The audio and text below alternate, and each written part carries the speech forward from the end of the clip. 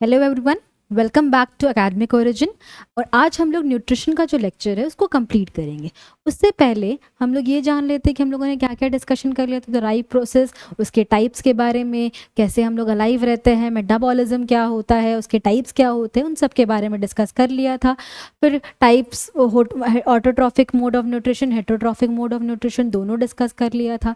Autotrophic में photosynthesis के बारे में सारे डिटेल्स कर लिया था, और हेटरोट्रॉफिक में हम लोग इंटर कर चुके थे जिसमें होलोजोइक डिस्कस कर रहे थे। अमीबा और पैरामीशियम में न्यूट्रिशन कैसे होता है वो डिस्कस कर लिया था। एंड नेक्स्ट हम लोगों ने डिस्कस किया था ह्यूमन टीथ के बारे में, यानी कि न्यूट्रिशन इन ह्यूमंस में हम लोग आगे बढ़ चुके थे और डिस्कस कर लिया था। न्यूट्रिशन इन ह्यूमंस में हम लोगों ने क्या पढ़ा था कि there are human nutrition in humans होता है, वो ह्यूमन डाइजेस्टिव सिस्टम की मदद से कैरी ऑफ होता है, ठीक है, कैरी आउट होता है। और देयर आर टू थिंग, दो पार्ट्स में इसको डिवाइड किया जाता है। One is alimentary canal and the other one is associated glands. Alimentary canal mouth से स्टार्ट होता है, कहाँ कंप्लीट होता है? एनस पे कंप्लीट होता है। माउथ के बाद फूड कहाँ एंटर करता है? तो एलिमेंट्री कैनाल क्या है? एक पाथवे है जिससे फूड ट्रैवल करता है। The pathway through which food travel during the digestion process is called alimentary canal, ठीक है। तो माउथ है, माउथ का दूसरा नाम क्या बताया था? बकल कैविटी बताया था। उसके बाद फैरिंग्स में जाता है फूड, उसके बाद लैरिंग्स में जाता है, फिर ईसोफेगस, फिर स्टमक, फिर स्मॉल इंटेस्टाइन, लार्ज इंटेस्टाइन, और उसके बाद यहाँ आता है रेक्टम में, और रेक्टम के बाद फिर कहाँ जाता है? एनस में फूड ट्रांसपोर्ट हो जाता है, ठीक है। उसके बाद उसमें, और इन सब के टाइम जब फूड ट्रैवल कर रहा होता है तो डाइजेशन प्रोसेस चल रहा होता है, यानी कि हर जगह पे कुछ ना कुछ part of the food digest हो रहा होता है। और इसको फैसिलिटेट कौन कर रहा होता है? तो हमारे ग्लैंड्स फैसिलिटेट कर रहे हैं। There are 3 types of glands जिसके बारे में हम लोग यहाँ पढ़ना है, that is salivary glands, liver and pancreas. तो इन तीनों के बारे में डिस्कशन हम लोगों को यहाँ पे करना है। उसके बाद हम लोगों ने क्या पढ़ लिया था? तो माउथ के बारे में पढ़ लिया था। हेट्रोडोंट क्यों कहलाते थे? Because we had 4 types of teeth, incisors, canines, premolars and molars. Diphyodont क्यों? क्योंकि लाइफ स्पेन में 2 बार टीथ आते हैं, that is milk teeth and permanent teeth. And उसके बाद थीकोडोंट क्यों? क्योंकि एक सॉकेट में एम्बेडेड रहता है जिसको हम लोग गम्स बोलते हैं। डेंटल फॉर्मूला क्या था? तो दैट इज 2 1 2 3 में, यानी कि अगर माउथ के 1/4 हिस्से में हमारे पास 2 इंसिसर्स होते हैं, 1 कैनाइन होता है, 2 प्रीमोलर्स होते हैं और 3 मोलर्स होते हैं। एंड इन टोटल इनको सम अप करोगे तो हमारे पास 32 in total, that is 32 teeth आ जाएंगे। उसके बाद हम लोग इंटर करेंगे डाइजेशन प्रोसेस में कि कहाँ पे कौन सा कहानी होता है। एकदम बहुत ध्यान से सुनना, सारी चीज़ों को, जितने भी टर्म्स है उनको समझने की कोशिश करना, और बैक टू बार बार रीड करना। ऐप पे जाओ, नोट्स अवेलेबल होगा, उसको डाउनलोड कर लो, क्योंकि वो क्या हेल्प करेगा? अगर मेरे बोलने टाइम अगर कुछ मिस हो जाता है तो उसको रीड करोगे, उसके स्पेलिंग्स को चेक करोगे तो बेटर वे में समझ में आएगा, क्योंकि कुछ नए टर्म्स के इंट्रोडक्शन यहाँ पे करूँगी। तो अगर आपके पास नोट्स नहीं है, जाइए ऐप पे जाइए, फ्री मटेरियल्स का सेक्शन होगा, वहाँ से जा कर के नोट्स को आप लोग डाउनलोड कर सकते हैं, ईजिली अवेलेबल है, ठीक है। तो सबसे पहले फूड कहाँ एंटर किया? माउथ में एंटर किया, माउथ में एंटर किया। माउथ का दूसरा नाम हम लोगों ने क्या पढ़ा था? तो पढ़ा था बकल कैविटी। माउथ का जो दूसरा नाम है दैट इज बकल कैविटी, ठीक है। तो जैसे ही फूड हमारा माउथ में एंटर किया, वो क्या करेगा? माउथ में जैसे जैसे मान लो तुम पानी पूरी खाने गए, या फिर समोसा खाने गए, या फिर कोई भी अपना फेवरेट फूड खाने जाओगे, तो हमारे माउथ में पहले से ही वाटर, पानी आना शुरू हो जाता है, मुंह में पानी आ गया। किसी खाने को देख करके बोलते मुंह में पानी आ गया, या फिर कहीं से स्मेल भी आ जाएगा, ठीक है, तो तुम्हारे मुंह में पानी आने लगता है। स्पेशली गोलगप्पे वाले भैया के पास खड़े हो जाओ, और जब तक गोलगप्पे वाले भैया तुमको गोलगप्पे नहीं दे देते हो, तुम्हारे मुंह में नहीं चला जाओ, तो कितनी बार वो पानी, तुम्हारे मुंह पूरा वाटर से फुल हो जाता है, ठीक है। तो ये जो पानी है वो क्या है? This is saliva. ये क्या है? सलाइवा है। सलाइवा को कौन सिक्रीट करता है? तो सैलिवरी ग्लैंड सिक्रीट करता है। सलाइवा को कौन सिक्रीट करता है? सैलिवरी ग्लैंड सिक्रीट करता है। और सलाइवा का फंक्शन क्या है? सलाइवा क्यों सिक्रीट होने लगता है? क्योंकि हमारे बॉडी में जो भी चीज़ सिक्रीट होता है ना, हर चीज़ का कोई ना कोई फंक्शन है, ठीक है। तो सलाइवा का भी फंक्शन है। सबसे पहले तो वो फूड को सॉफ्ट कर देगा और लुब्रिकेट कर देगा। What is lubricate? लुब्रिकेट मतलब फिसलन पैदा करना, ताकि वो इजिली ट्रांसपोर्ट हो जाए। तो सॉफ्ट और लुब्रिकेट क्यों करता है? ताकि हमारा जो पूरा डाइजेशन में, जहाँ पे एलिमेंट्री कैनाल में जो मूवमेंट हो ना है ना, वो फूड का मूवमेंट कैसे हो जाए? आसानी से उसका मूवमेंट हो जाए, इसी वजह से फूड को क्या कर देता है, लुब्रिकेट कर देता है और सॉफ्ट बना देता है। दूसरी बात क्या होता है, हमारा जो फूड होता है उसमें स्टार्च प्रेजेंट होगा, इस स्टार्च को किस में कन्वर्ट कर देगा, माल्टोज में कन्वर्ट करेगा, यानी कि कॉम्प्लेक्स शुगर को सिंपल शुगर में कन्वर्ट कर देगा।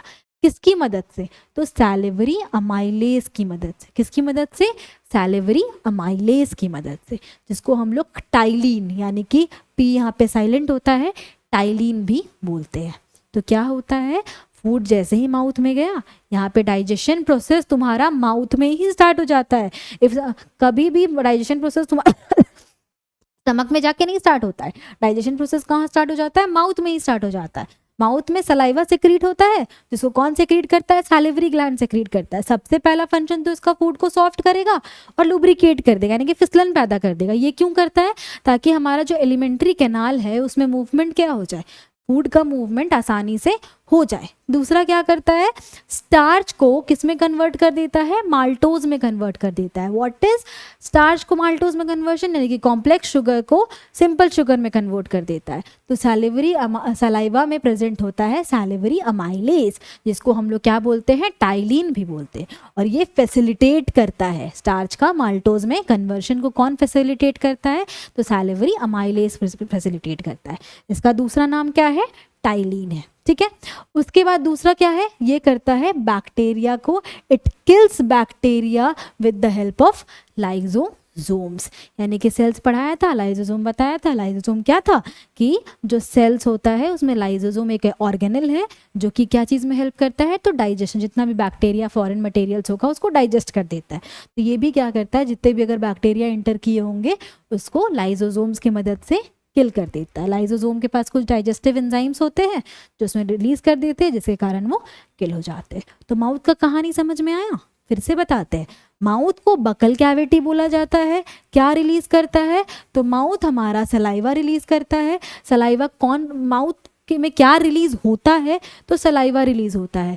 कौन रिलीज करता है, तो सैलिवरी ग्लैंड्स रिलीज करता है। इसका फंक्शन क्या है, बैक्टीरिया को किल करता है लाइजोसोम का मदद से। दूसरा फंक्शन क्या है, फूड को सॉफ्ट बनाता है और लुब्रिकेट, यानी कि एक फिसलन पैदा करता है। उसके बाद जो स्टार्च है उसको माल्टोज में कन्वर्ट कर देता है। स्टार्च सिंपल शुगर को कॉम्प्लेक्स शुगर में, कॉम्प्लेक्स शुगर को सिंपल शुगर में कन्वर्ट कर देता है। किसको, कॉम्प्लेक्स को सिंपल में कन्वर्ट कर देता है। और किसकी मदद से करता है, तो सलाइवा में सलाइवरी अमाइलेज प्रेजेंट होता है, जिसको टाइलिन भी कहते हैं, पी साइलेंट होता है यहाँ पे। और ये फैसिलिटेट करता है हमारा स्टार्च का माल्टोज में कन्वर्शन। तो जो स्टार्च है ना वो किस में प्रेजेंट होता है, कार्बोहाइड्रेट्स का ही फॉर्म है। तो कार्बोहाइड्रेट्स का जो डाइजेशन है वो कहाँ स्टार्ट हो जाता है, कार्बोहाइड्रेट्स हमारा डाइजेस्ट होना शुरू हो जाता है माउथ में ही। तो क्वेश्चन आता है, where does the digestion of carbohydrates begins, या फिर कहाँ पे कार्बोहाइड्रेट्स का डाइजेशन स्टार्ट होता है, तो माउथ में स्टार्ट हो जाता है। उसका दूसरा नाम बकल कैविटी। अगर एमसीक्यूज में माउथ की जगह बकल कैविटी प्रेजेंट होगा तो कंफ्यूज मत होना, माउथ को ही बकल कैविटी बोलते हैं। उसके बाद फूड आया, फूड ट्रैवल करेगा, तो फूड हमारा जाता है फैरिंग्स में ना। व्हाट इज फैरिंग्स, फैरिंग्स एक कॉमन पैसेज है। फैरिंग्स क्या है, कॉमन पैसेज है। फैरिंग्स इज अ कॉमन पैसेज। अब किस चीज के लिए कॉमन पैसेज है, तो this फैरिंग्स is a common passage for food pipe and wind pipe, यानी कि जो फूड पाइप है और जो विंड पाइप है, दोनों का कॉमन पैसेज है फैरिंग्स। तो देयर आर चांसेस कि अगर हम लोग फूड खा रहे होंगे वो विंड पाइप में इंटर कर जाएगा, ठीक है। तो उस अगर इंटर कर जाएगा तो सफोकेशन कॉज कर सकता है, डेथ कॉज कर सकता है। कई बार हम लोग सरक भी जाते हैं, वो इसी वजह से होता है, जब हमारा फूड या फिर वाटर है वो विंड पाइप में इंटर कर जाता है। तो जो फैरिंग्स है वो वहाँ पे इस चीज़ को, कॉमन पैसेज है तो उसको प्रिवेंट करना पड़ेगा, जो फूड है उसका विंड पाइप में एंट्री को प्रिवेंट करना पड़ेगा।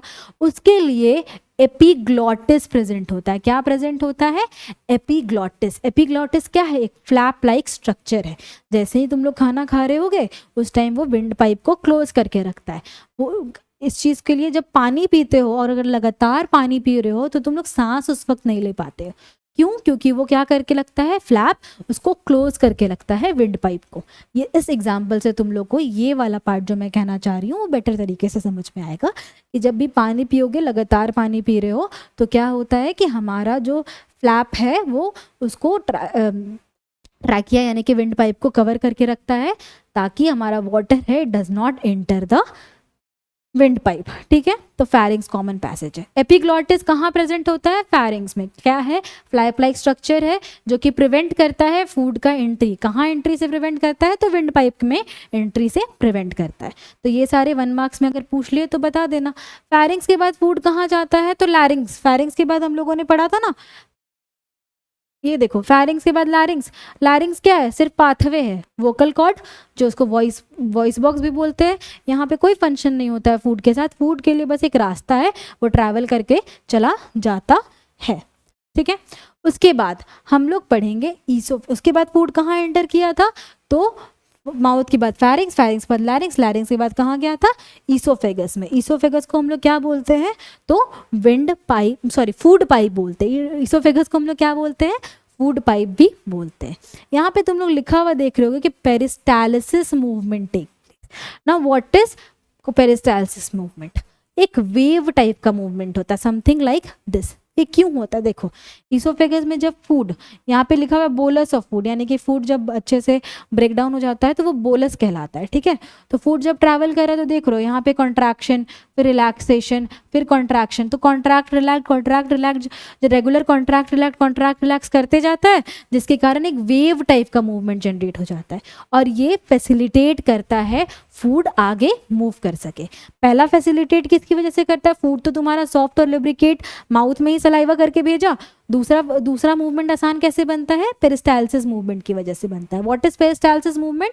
तो रिदमिक कॉन्ट्रैक्शन एंड रिलैक्सेशन की वजह से जो हमारा वेव टाइप का मूवमेंट जनरेट हो जाता है उसी को हम लोग पेरिस्टालिसिस मूवमेंट बोलते हैं। Something like this. इस तरीके से फूड हमारा ट्रैवल करता जाता है, ठीक है। कॉन्ट्रैक्ट किया, देखो यहाँ पे कॉन्ट्रैक्ट किया, फिर यहाँ पे कॉन्ट्रैक्ट किया। ये पेरिस्टालिसिस मूवमेंट सिर्फ और सिर्फ ईसोफेगस में नहीं होता है, पूरे के पूरे एलिमेंट्री कैनाल में होता है।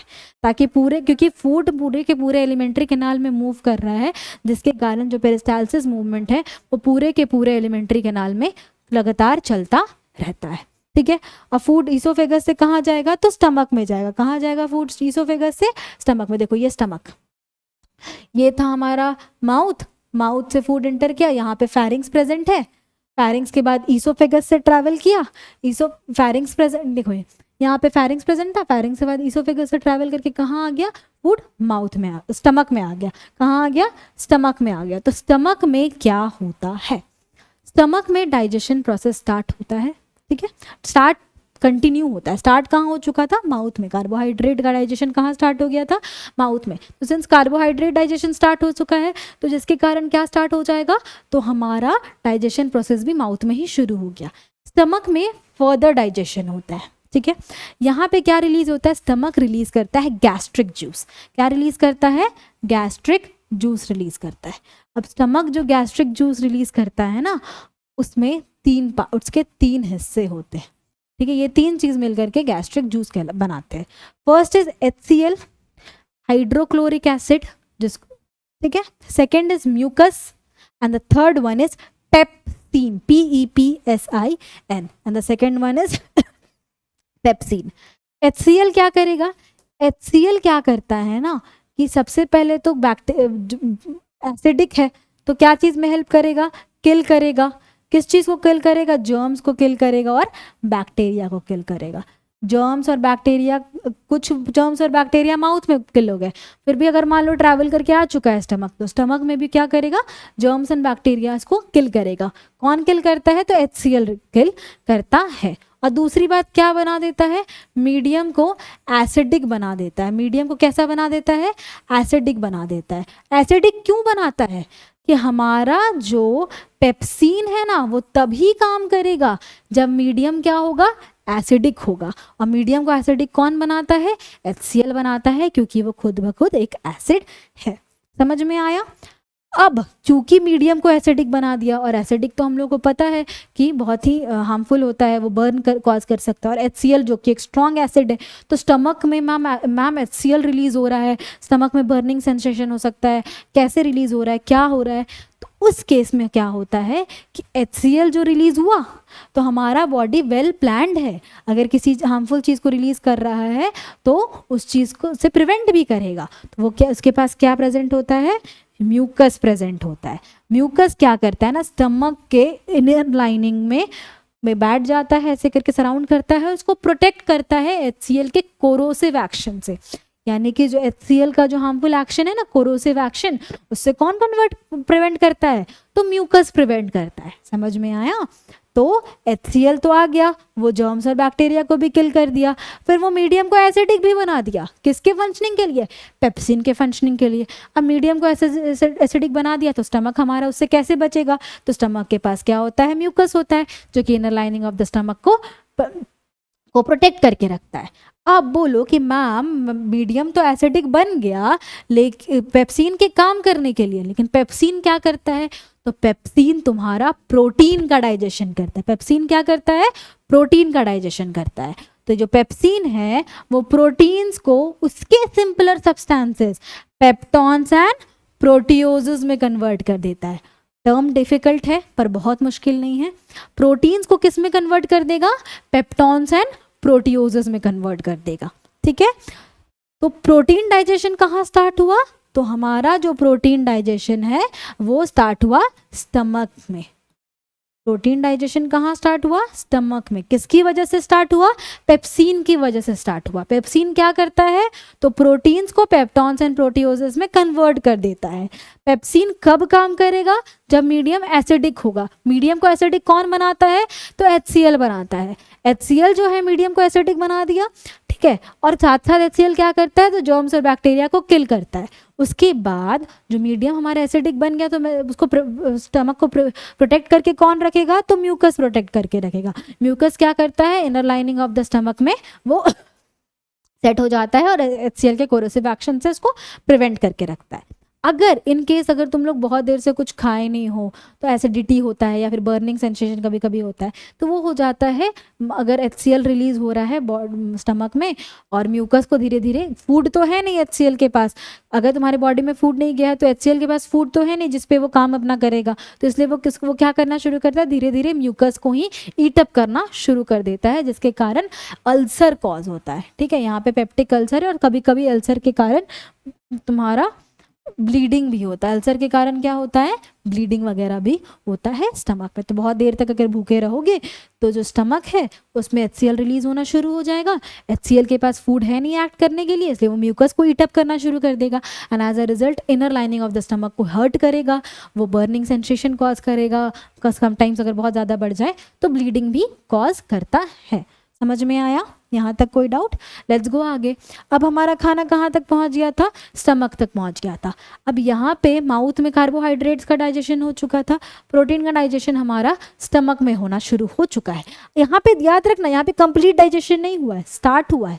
एक स्टेप आगे लिया गया है कि तुम्हारा स्टार्च को मैल्टोज में जब कन्वर्ट किया तो एक स्टेप हुआ कार्बोहाइड्रेट डाइजेशन का, प्रोटीन का भी पेप्टॉन्स एंड प्रोटियोजेस में कन्वर्ट किया गया, तो एक फर्स्ट स्टार्टिंग हो गया प्रोटीन डाइजेशन का। तो क्वेश्चन अगर पूछे where does carbohydrate digestion takes place, starts, where does carbohydrate digestion starts, तो माउथ में। वेयर डज हमारा प्रोटीन डाइजेशन स्टार्ट्स, तो स्टमक में। Where does the digestion process start, तो it starts in the mouth. Next, अब food हमारा किसके पास चला गया, स्मॉल इंटेस्टाइन के पास चला गया। ठीक है, स्मॉल इंटेस्टाइन के पास हमारा चला गया। अब यहाँ पे देखो, यहाँ पे स्मॉल इंटेस्टाइन के मैंने पार्ट्स लिखे थे, डिओडेनम, जेजुनम एंड इलियम। ठीक है, अब ये जो डिओडेनम था यहाँ पे काम होता है स्मॉल इंटेस्टाइन में। यहाँ पे क्या होता है, स्मॉल इंटेस्टाइन में जैसे ही फूड गया, हम लोगों ने एसोसिएटेड ग्लैंड्स पढ़ा था, तो 3 ग्लैंड्स पढ़ा था। सैलिवरी ग्लैंड्स, इसके बारे में हम लोगों ने पढ़ लिया, वो क्या करता है। अब हम लोग पढ़ेंगे लिवर और पैनक्रियास के बारे में। लिवर क्या करता है ना, वो बाइल जूस सेक्रीट करता है। व्हाट डज लिवर सेक्रीट्स, तो लिवर हमारा सेक्रीट करता है बाइल जूस सेक्रीट करता है। ठीक है, जिसको टेम्पोरेली हम लोग टेम्पोरेली कहाँ पे स्टोर हो जाता है, तो गॉल ब्लैडर में। लिवर है, ये जो लिवर है, लिवर ने सेक्रीट किया बाइल जूस, लेकिन ये सेक्रीट तो कर देता है लेकिन उसको स्टोर नहीं करता है। सेक्रीट करके बोला तुम जाओ यहाँ से, तो फिर वो कहाँ स्टोर्ड होगा, जब तक उसका काम नहीं पड़ेगा तब तक कहाँ पे वो स्टोर्ड होगा, तो वो स्टोर्ड होता है गॉल ब्लैडर में। कहाँ पे स्टोर्ड होता है? गॉल ब्लैडर में। तो liver secretes bile juice which is temporarily stored in the gall bladder. ठीक है, तो बाइल जूस का काम क्या होता है? अभी पहले तो वो सेक्रीट हो गया, वो कहाँ चला गया? गॉल ब्लैडर में स्टोर हो गया। ठीक है, अब जब उसको एक्ट करना होगा, जब उसका काम पड़ेगा, तो वो कहाँ चला जाएगा? स्मॉल इंटेस्टाइन के first part that is duodenum में। वहाँ जैसे ही यहाँ पे देखो ड्यूडेनम है, यहाँ पे वो चला जाता है। जैसे ही वहाँ पे चला गया, उसके बाद क्या करेगा? बाइल जूस क्या करता है? सबका फंक्शंस पढ़ना जरूरी है। तो बाइल जूस करेगा इमल्सिफिकेशन ऑफ फैट्स। हम लोग कार्बोहाइड्रेट पढ़े थे, प्रोटीन पढ़े थे, सबका डाइजेशन स्टार्ट हो गया था। फैट्स का कहाँ स्टार्ट हुआ था? तो फैट्स का स्टार्ट होता है बाइल जूस के सेक्रीशन से। और कहाँ पे स्टार्ट होता है? तो स्मॉल इंटेस्टाइन में ही स्टार्ट होता है। ठीक है, इमल्सिफिकेशन ऑफ फैट्स यानी कि फैट्स को इमल्सीफाई करेगा। इमल्सीफाई का मतलब क्या होता है? फैट को छोटे छोटे ग्लोब्यूल्स में तोड़ देगा, यानी कि सिंपलर सब्सटेंसेस में तोड़ देगा। ठीक है, उसके बाद क्या होता है? साथ साथ जिसमें जो बाइकार्बोनेट आयंस प्रेजेंट होते हैं वो मीडियम को एल्कलाइन बना देते हैं। कैसा बना देते हैं? एल्कलाइन मीडियम बना देते हैं। तो जो बाइकार्बोनेट एल्कलाइन मीडियम यानी कि बेसिक मीडियम बना दिए, जिसमें कि जो कि ईजिली वाटर में डिजॉल्वेबल होता है, उसको एल्कलाइन मीडियम बोलते हैं। तो वो बेसिक मीडियम बना दी। तो बाइल जूस क्या करता है? सबसे पहले फैट्स का इमल्सिफिकेशन करता है। दूसरा क्या करता है? बाइकार्बोनेट आयन जो से प्रेजेंट होता है उसके कारण मीडियम एल्कलाइन बन जाता है। एल्कलाइन मीडियम क्यों ज़रूरी है? तो हमारे जो ट्रिप्सिन है ना, ये तभी काम करेगा जब तुम्हारा मीडियम एल्कलाइन होगा। जैसे पेप्सिन था, पेप्सिन कब काम करता था? जब हमारा मीडियम एसिडिक था। और ट्रिप्सिन कब काम करेगा? जब हमारा मीडियम एल्कलाइन था। तो मैम ये ट्रिप्सिन कहाँ क्या है? अभी तक तो इसके बारे में पढ़े नहीं, तो ये क्या है, कहाँ से आ गया? तो ये हम लोग पढ़ेंगे, पैनक्रियाज के बारे में थोड़ा जान लेते हैं, तब पढ़ेंगे ट्रिप्सिन। लिवर हो गया, दो ग्लैंड्स पढ़े थे, लिवर, पैनक्रियाज। लिवर क्या सेक्रेट करता है? Bile juice. कहाँ स्टोर होता है? गॉल ब्लैडर में। उसके बाद वो कहाँ चला जाता है? स्मॉल इंटेस्टाइन में। और क्या चीज़ में हेल्प करता है? तो फैट्स का डाइजेशन में हेल्प करता है। ठीक है, फैट्स का डाइजेशन में हेल्प करेगा। और दूसरा मीडियम को एल्कलाइन बना देता है, ट्रिप्सिन का काम। तो ट्रिप्सिन क्या है? तो चलो पढ़ते हैं। फिर आ जाता है हमारा पैनक्रियाज। पैनक्रियाज क्या रिलीज करेगा? पैनक्रियाटिक जूस रिलीज करेगा। पैनक्रियाज क्या रिलीज करेगा? तो पैनक्रियाटिक जूस रिलीज करेगा। अब पैनक्रियाज जैसे ही पैनक्रियाटिक जूस रिलीज करेगा, तो पैनक्रियाटिक जूस में के 3 पार्ट्स होते हैं।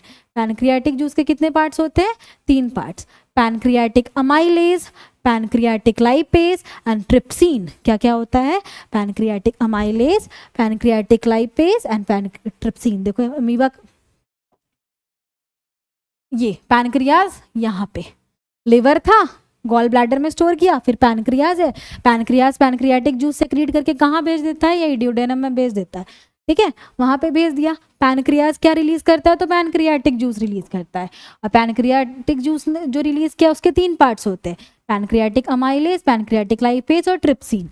अभी तक कार्बोहाइड्रेट्स का फर्स्ट स्टेप डाइजेशन माउथ में हो चुका था, प्रोटीन का फर्स्ट स्टेप डाइजेशन स्टमक में हो चुका था, और तो हमारा जो फैट्स का डाइजेशन है वो स्मॉल इंटेस्टाइन में हो चुका है। अब जो सेकेंड स्टेप, उसमें क्या होता है? पैनक्रियाटिक अमाइलेज कार्बोहाइड्रेट्स को फर्दर डाइजेस्ट करने में हेल्प करता है। सैलिवरी अमाइलेज, पैनक्रियाटिक अमाइलेज, दोनों में अमाइलेज है, तो दोनों किस चीज़ में हेल्प करता है? कार्बोहाइड्रेट डाइजेशन में। ये याद करने की टेक्निक। दूसरा लाइपेज, लाइपेज यानी कि लिपिड से आया है। ठीक है, लाइपेज क्या करता है? फैट्स का डाइजेशन। फैट्स को लिपिड्स भी कहा जाता है। और लाइपेज, लाइपेज तुम्हारा लिपिड से अगर कनेक्ट करके रखोगे तो ये याद रहेगा कि पैनक्रियाटिक लाइपेज डाइजेस्ट करता है फैट को। उसके बाद आ गया ट्रिप्सिन। पेप्सिन हमारा प्रोटीन को पेप्टॉन्स एंड प्रोटियोजेस में कन्वर्ट किया था। ये हमारा ट्रिप्सिन पेप्टॉन्स एंड प्रोटियोजेस को पेप्टाइड्स में कन्वर्ट कर देता है। किस चीज़ में कन्वर्ट कर देता है? पेप्टाइड्स में। तो सेकेंड स्टेप डाइजेशन यहाँ पे हुआ, कार्बोहाइड्रेट्स, प्रोटीन्स और फैट्स का। उसके बाद आ गया फूड हमारा किसके पास चला गया? तो फूड तो स्मॉल इंटेस्टाइन में एंटर कर ही चुका था। यहीं पे देखो स्मॉल इंटेस्टाइन में एंटर कर ही चुका था। जैसे ही वो स्मॉल इंटेस्टाइन में एंटर कर चुका था, तभी हमारा लिवर भी काम किया, पैनक्रियाज भी काम किया। ठीक है, अब फर्दर स्मॉल इंटेस्टाइन है वो भी अपना खुद का जूस रिलीज करेगा, और जिसको हम लोग सकस इंट्रिकस बोलते हैं या फिर इंटेस्टिनल जूस भी बोलते हैं।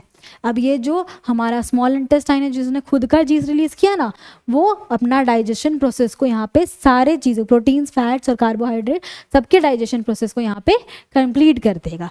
कार्बोहाइड्रेट्स को वो ग्लूकोज में चेंज कर देगा, सबसे कार्बोहाइड्रेट्स का सबसे सिंपलर फॉर्म। फैट्स को वो फैटी एसिड्स और ग्लिसरॉल में चेंज कर देगा, फैट्स का सिंपलर फॉर्म। और प्रोटीन्स को वो चेंज कर देगा अमीनो एसिड्स में। किस में चेंज कर देगा? अमीनो एसिड्स में चेंज कर देगा। समझ में आया? तो कंप्लीट डाइजेशन कहाँ पे होता है? तो स्मॉल इंटेस्टाइन में होता है। स्मॉल इंटेस्टाइन में क्या रिलीज होता है? सकस एंटेरिकस रिलीज होता है। सकस एंटेरिकस क्या करता है? इंटेस्टिनल जूस है जो कि फूड का कंप्लीट डाइजेशन करता है। कार्बोहाइड्रेट्स को ग्लूकोज में, फैट्स को फैटी एसिड्स और ग्लिसरॉल में, और प्रोटीन्स को अमीनो एसिड्स में कन्वर्ट कर देता है। ये तीनों क्या थे? तो उसके सिंपलर फॉर्म्स थे कार्बोहाइड्रेट्स, प्रोटीन्स और फैट्स के। उसके पहले क्या हुआ था? उसके पहले हमारा क्या क्या पढ़े थे कि हम लोग ये फैट्स का डाइजेशन कहाँ स्टार्ट होता है? तो स्मॉल इंटेस्टाइन में होता है। क्या किस चीज़ की मदद से होता है? तो बाइल जूस की मदद से होता है। वो क्या करता है? बाइल जूस कौन सिक्रीट करता है? तो लिवर सिक्रीट करता है। कहाँ स्टोर होता है? तो गॉल ब्लैडर में स्टोर होता है। उसके बाद क्या चीज़ में क्या करता है? तो फैट्स को इमल्सिफाई करता है, यानी कि ब्रेक डाउन करता है। और क्या करता है? तो बाइकार्बोनेट आयंस को की मदद से मीडियम को अल्कलाइन बना देता है, ताकि कौन काम कर सके? ट्रिप्सिन काम कर सके। ट्रिप्सिन क्या है? तो हमारा पैनक्रियाज पैनक्रियाटिक जूस रिलीज करता है। उसमें उसके वो तीन चीज़ों से बना होता है, अमाइलेज, लाइपेज और ट्रिप्सिन। अमाइलेज क्या करता है? डाइजेस्ट करता है कार्बोहाइड्रेट्स को। पैनक्रियाटिक लाइपेज क्या करता है? फैट्स का डाइजेशन करता है। और ट्रिप्सिन क्या करता है? पेप्टॉन्स एंड प्रोटियोजेस को पेप्टाइड्स में कन्वर्ट करता है। तो यहाँ पे हमारा जो डाइजेशन प्रोसेस है वो हो जाता है कंप्लीट। क्या हो गया? हमारा डाइजेशन प्रोसेस कंप्लीट हो गया। ठीक है। साथ साथ यहाँ पे एक पॉइंट लिखा हुआ है कि the length of small intestine is more in herbivores than carnivores. अगर क्वेश्चन जो कि ट्रिकी क्वेश्चन एक पूछता है और कहीं ना कहीं पूछ ही लेता है कि कार्निवोर्स का इंटेस्टाइन लॉन्ग होता है, स्मॉल इंटेस्टाइन बड़ा होता है, या फिर हर्बीवोर्स का। तो हर्बीवोर्स का जो स्मॉल इंटेस्टाइन है उसका लेंथ थोड़ा ज़्यादा होता है, क्योंकि उनको सेल्यूलोज डाइजेस्ट करना रहता है। सेल्यूलोज कहाँ से मिलता है? तो प्लांट में प्रेजेंट होता है, उसको डाइजेस्ट करना होता है, जिसके कारण डाइजेशन प्रोसेस में टाइम लगता है और उसको डाइजेस्ट करना भी डिफिकल्ट हो जाता है। इसीलिए हर्बीवोर्स का जो स्मॉल इंटेस्टाइन है वो बड़ा, यानी कि लेंथ वाइज ज़्यादा बड़ा होता है। ठीक है, ये पढ़ लिए हम लोग। अब जो डाइजेशन प्रोसेस कंप्लीट हो गया, अब क्या करेगा? एब्जॉर्प्शन प्रोसेस होगा। एब्जॉर्प्शन में क्या होता है ना, एब्जॉर्प्शन प्रोसेस भी कहाँ होगा? स्मॉल इंटेस्टाइन में ही होगा। लेकिन स्मॉल इंटेस्टाइन के किस हिस्से में होगा? तो हमारा ये जो लास्ट का 2 हिस्सा था ना, जियोजेनम और इलियम, यहाँ पे डाइजेशन प्रोसेस मैंने एब्जॉर्प्शन प्रोसेस होता है। इसमें क्या होता है ना कि अब जो फूड है वो एब्जॉर्ब हो जाता है, जिसमें numerous finger like projections present होते हैं, जिसको विली बोलते हैं। यहाँ पे डायग्राम देख लो। स्मॉल इंटेस्टाइन में क्या प्रेजेंट होता है? न्यूमरस, यानी कि बहुत सारे फिंगर लाइक प्रोजेक्शंस होते हैं, जो कि जिसको हम लोग क्या बोलते हैं? विली बोलते हैं। क्या बोलते हैं? विली बोलते हैं। सुनोगे, एक सिंपल सा एक थ्रेड को मैंने यहाँ से यहाँ तक स्ट्रेट रखा और उसी एरिया में मैंने एक थ्रेड को इस तरीके से रखा, यानी कि मोड़ करके रखा। डिस्टेंस तो दोनों इतना ही कवर कर रहे हैं, लेकिन लेंथ किस थ्रेड का ज़्यादा होगा? नीचे वाले का। तो सरफेस एरिया भी किस चीज़ का ज़्यादा होगा? नीचे वाले का। तो ऐसे ही जो फिंगर लाइक प्रोजेक्शंस है ना, ये क्या कर देता है? सरफेस एरिया बढ़ा देता है। सरफेस एरिया बढ़ा देने के कारण जो एब्जॉर्प्शन प्रोसेस है वो क्या हो जाता है? फास्ट हो जाता है। बहुत जल्दी जल्दी वो एब्जॉर्ब होना स्टार्ट हो जाता है, आसानी से एब्जॉर्ब हो जाता है। तो विली में एक तो विली क्या है? Finger like projections. कहाँ प्रेजेंट होता है? स्मॉल इंटेस्टाइन में। किस चीज़ में हेल्प करता है? तो एब्जॉर्प्शन ऑफ डाइजेस्टेड फूड में हेल्प करता है। तो कैसे हेल्प करता है? उसमें साथ साथ ब्लड कैपिलरीज भी सराउंडेड होते हैं। ब्लड कैपिलरीज क्या है? थिनेस्ट ब्लड वेसल्स है, जो कि वो एब्जॉर्प्शन प्रोसेस को फैसिलिटेट करते हैं। ठीक है, अब ब्लड कैपिलरीज के बारे में और थोड़ा डिस्कशन करेंगे जब हम लोग ट्रांसपोर्टेशन पढ़ेंगे। बट एज ऑफ नाउ तुम लोग को क्या जानना है कि विली के पास भी ब्लड कैपिलरीज होता है, जो कि एब्जॉर्प्शन प्रोसेस को फैसिलिटेट करना है। ठीक है, तो यहाँ तक हमारा डाइजेशन भी हो गया, एब्जॉर्प्शन भी हो गया। अब उसके बाद कुछ वेस्ट बच गया, ठीक है, फूड में, और वेस्ट के साथ साथ वाटर भी बच गया। वो कहाँ चला जाता है? लार्ज इंटेस्टाइन में चला जाता है। लार्ज इंटेस्टाइन क्या कर देता है? हमारा जो एक्सेस वाटर है उसको एब्जॉर्ब कर लेगा, और जैसे ही हमारा एक्सेस वाटर को वो एब्जॉर्ब कर लेता है लार्ज इंटेस्टाइन, फिर हमारे पास सिर्फ क्या बच गया, सॉलिड वेस्ट बच गया, जो कि कहाँ स्टोर हो जाता है, जाके रेक्टम में स्टोर हो जाता है, और रेक्टम के बाद वो एनस से बाहर आ जाता है। जो फीसेस होता है या फिर जो शिट होता है या वो जो डेफिकेट करते हैं अर्ली मॉर्निंग, वही हमारा सॉलिड वेस्ट है जो कि बॉडी के बाहर हो गया, वो क्या हो गया, इजेक्शन हो गया, यानी कि बॉडी के बाहर एक्सपेल आउट हो गया। बातें समझ में आई? हम लोगों ने न्यूट्रिशन डिस्कस कर लिया, माउथ में क्या होता है, फेरिंग्स, ईसोफेगस, स्टमक, फिर उसके बाद स्मॉल इंटेस्टाइन में क्या होता है, लार्ज इंटेस्टाइन में क्या होता है। कुछ क्वेश्चंस ध्यान रखना। सबसे पहला, कार्बोहाइड्रेट का डाइजेशन कहाँ स्टार्ट होता है, ठीक है, कहाँ, तो माउथ। प्रोटीन का डाइजेशन कहाँ स्टार्ट होता है, तो स्टमक। पेप्सिन कैसे मीडियम में एक्ट करता है, तो एसिडिक मीडियम में। मीडियम को एसिडिक कौन बनाता है, तो HCl बनाता है, ठीक है। उसके बाद हम लोग क्या पढ़ेंगे, ट्रिप्सिन कैसे मीडियम में एक्ट करता है, तो ट्रिप्सिन करता है हमारा एल्कलाइन मीडियम में। मीडियम को एल्कलाइन कौन बनाता है, तो बाइल जूस बनाता है। बाइल जूस कहाँ टेम्पररीली स्टोर्ड होता है, तो गॉल ब्लैडर में स्टोर्ड होता है, ठीक है। उसके बाद फैट्स को इमल्सिफाई करने में कौन रिस्पॉन्सिबल होता है, तो बाइल जूस रिस्पॉन्सिबल होता है। सकस इंट्रिकस कंप्लीट डाइजेशन, कार्बोहाइड्रेट किस में कन्वर्ट हो जाता है, ग्लूकोज में। फैट्स फैटी एसिड्स और ग्लिसरॉल में। प्रोटीन्स अमीनो एसिड्स में कन्वर्ट हो जाता है, ठीक है। अब्जॉर्प्शन ऑफ एक्सेस वाटर कहाँ होता है, तो लार्ज इंटेस्टाइन में। उसके बाद सॉलिड वेस्ट कहाँ स्टोर होता है, टेम्पररी रेक्टम में स्टोर होता है। उसके बाद कहाँ से बाद वो एक्सपेल आउट होता है, तो एनस से बाहर वो एक्सपेल आउट होता है। तो यहाँ पे हम लोग जो न्यूट्रिशन टॉपिक है, सबसे इम्पॉर्टेंट टॉपिक था, इसको हम लोग कंप्लीट करते हैं। न्यूट्रिशन में हम लोगों ने 4 लेक्चर्स में कवर अप किया है। पहला लेक्चर में हम लोगों ने लाइफ प्रोसेस के बारे में इंट्रोडक्शन देखा था, फिर उसके बाद हम लोगों ने फोटोसिंथेसिस के बारे में जाना कैसे होता है, फिर उसके बाद हम लोगों ने अमीबा और पैरामीशियम में न्यूट्रिशन कैसे होता है, फिर हम लोगों ने ह्यूमंस के बारे में पढ़ा। तो यहाँ पे ये जो न्यूट्रिशन टॉपिक है एज अ होल कंप्लीट होता है। Thank you so much. इसके बाद हम लोग नेक्स्ट लेक्चर में मिलेंगे और हमारा जो सेकेंड लाइफ प्रोसेस है रेस्पिरेशन, उसको स्टार्ट करेंगे। तब तक के लिए टेक केयर, थैंक यू।